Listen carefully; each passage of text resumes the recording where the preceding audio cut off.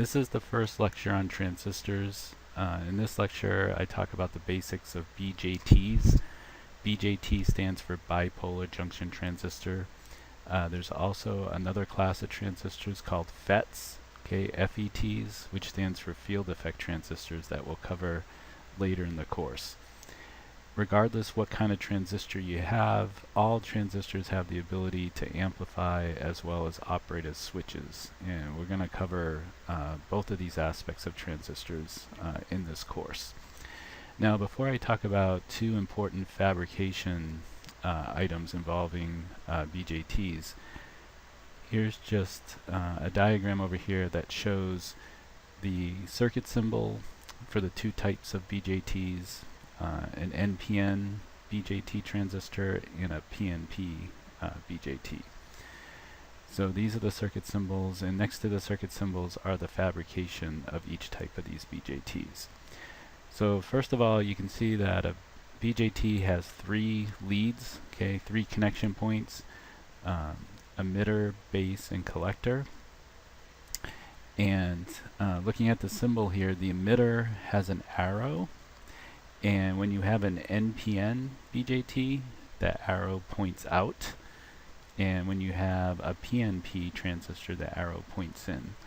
A little trick to determine which type of BJT you have from the symbol is that the arrow always points to an N region. So here the arrow points to the emitter, so the emitter is N, so it's an NPN, because you always say the type of dope material of the emitter followed by the type of dope material for the base followed by the type of dope material for the collector.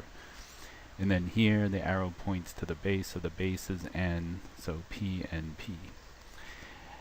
Now the way a BJT is formed is that you have two PN junctions. You have a PN junction between the base and the emitter, and you have a PN junction between the base and collector. Now in this class we're going to focus on the NPN. The NPN is the most common of the two types of BJTs, and the good thing is that once you understand how an NPN works, with very little added knowledge, you should know how a PNP works, and I'll discuss that later in a later video.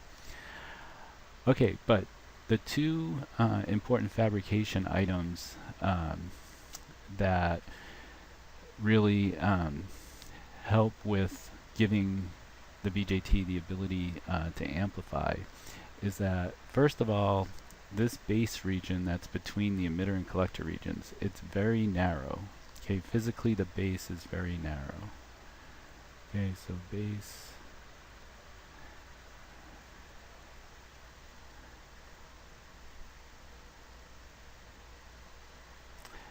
compared to the emitter and collector regions, the base region is just like a sliver of a region. In fact, this diagram here really makes the base look bigger in proportion to the emitter and collector than what it really is, and that's just for clarity purposes, so they could put in the P here to show that it's p-doped semiconductor.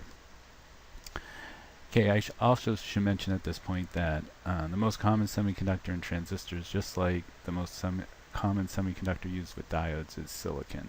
So this would be N-type silicon, both the emitter and collector regions, and the base would be p-type silicon most often. So that's one very important fabrication aspect of a BJT. The other is that the emitter region is heavily doped. So whether you have an NPN or PNP,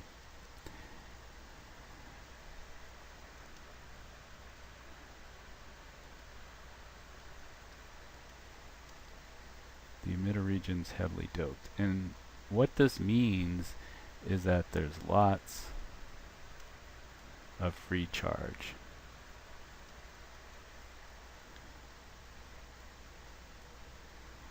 So here with the NPN, since the emitter region is heavily doped, there's lots and lots of free electrons that are just waiting to contribute to a current.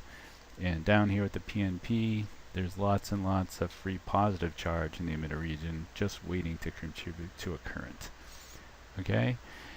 So in the next video, we'll look at how a BJT has the ability to amplify.